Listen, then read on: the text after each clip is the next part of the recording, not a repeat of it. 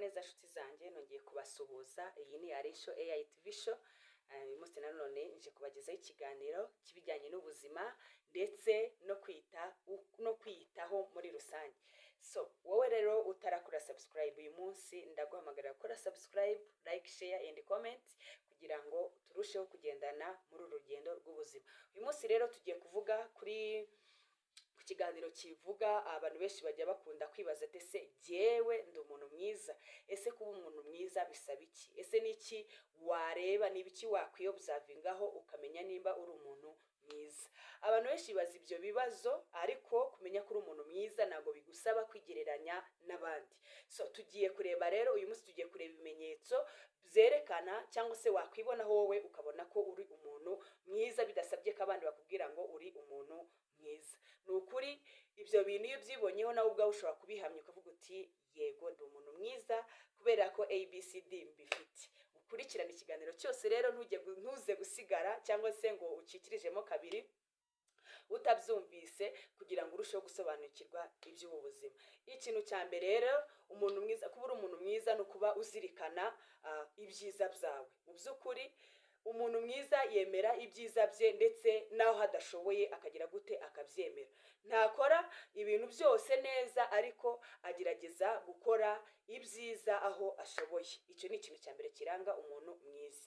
Natanga n'urugero, wenda urugero, iyo umuntu ushobora kuba uri umuntu ushobora gufasha umuntu wo muri famiye cyangwa se umuntu ukeneye ubufasha, ibyo rero niba ubikoze mu bushobozi ufite, ntabwo bikwiriye ko byafatwa nk'ibintu bitoya, ahubwo ni ikintu gikomeye cyane ukoze. Byibuze nawe kuba ugikoze wiyumvishemo ko ufite umutima wo kugikora. Ibyo ni biranga abantu bafite umutima mwiza.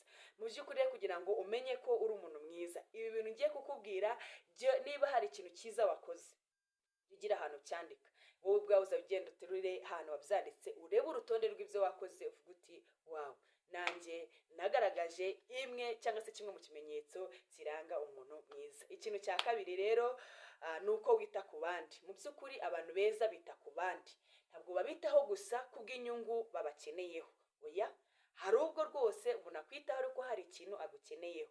Ibyo rero ntabwo bisobanuye ko uri umuntu mwiza. Icyo bivuze ni ukwita ku bandi ariko utabategerejeho inyungu zawe bwite. Urugero, gutanga igihe cyawe. Hari igihe abantu ugenda ukajya mu byabo, igihe cyawe cyose ukakimarira mu bintu byabo. Ibyo nabyo ni akazi keza rwose, ni indangagaciro nziza. Ikindi, gufasha umuntu cyangwa se gufasha inshuti, kwita ku muturanyi, ibyo ni character z'ibintu byiza. Murumva ko byinshi turabikora, ahubwo ntabwo tuba tuzi ko ari character z'ibintu byiza.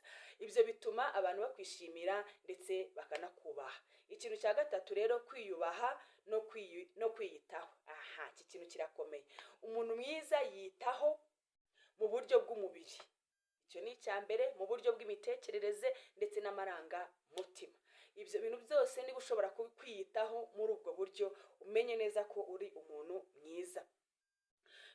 Ni ukuvuga ngo ntutekereza ko abandi bakubwira ko uri umuntu mwiza. Mu by'ukuri nawe ubwawe ushobora kubiha agaciro ko wabashije kubyikorera, ugasanga rero ibyo nabyo biratuma uba umuntu mwiza. Ikindi, iyo wiyubaha urangwa n'icyubahiro. Birumvikana, no Munyarwanda avuze ngo utiyubashye nta muntu wagira gute wakubaha. Ni rero icyo gihe iyo wiyubaha urangwa n'icyubahiro, n'abandi bagira gute barakubaha, ndetse imyitwarire yawe ikaba myiza. Ikindi kintu cya kane rero, uko ugera ku byemezo byiza.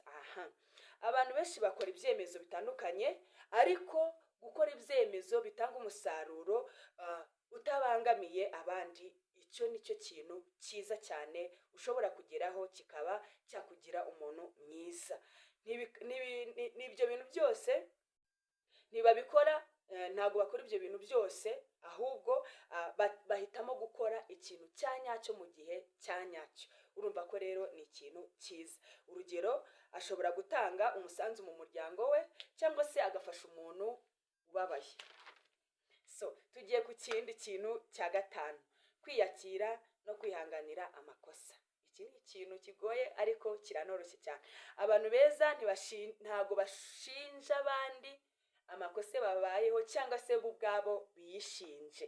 Kwishinja, mbese kwishinja amakosa.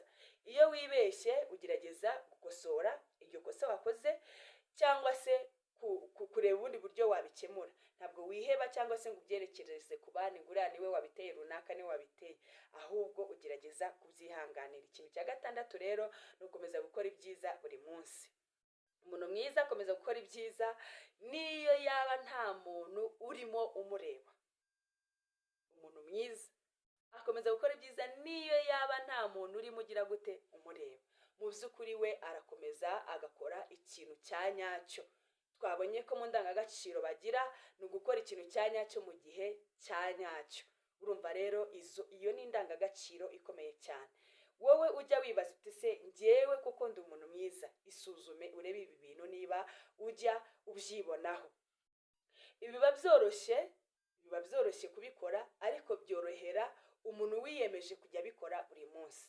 Wowe ushaka kubyiga uyu munsi, ushaka kuvuga ibi bintu biragoye sinanabivamo, ariko mu by'ukuri si uko bigoye, si nuko utabivamo, ahubwo menya ko nyine ni indangagaciro ubwo ngubwo utifitemo. Niba rero wifuza cyangwa se niba ibi byose wifuza kubigira, isuzume urebe se mfite ibiki, ni ibiki ntafite, se nakora iki ngo bigire. Mu buzima bwa buri munsi cyangwa se mu buzima bwacu bwa buri munsi twifuza kuba abantu beza, twifuza kubera abandi abantu beza, ariko natwe tukaba abantu beza. So uyu munsi rero nari nifuje kubaganiriza kuri izo ndangagaciro ziranga abantu beza. Mu by'ukuri iyo tuvuze abantu beza, abantu benshi bahita bareba isura y'inyuma, bakareba ko umuntu areshya, ko umuntu asa.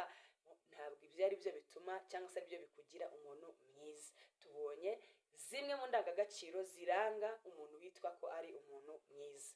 Murakoze cyane rero. Iyi ni Arisho AI TV show. Ni ukuri ndabinginze mukore subscribe, kore share, like. Wowe utarakora subscribe uyikore, wowe wayikoze kore like, usharinge, ndetse uze no kwandika comment yawe hasi. Ese wowe ni igiki ubona cyaranga cyangwa se cyagaragaza umuntu mwiza? Murakoze cyane rero, ndabakunda cyane. Ciao ibiganiro byacu nakagaruka.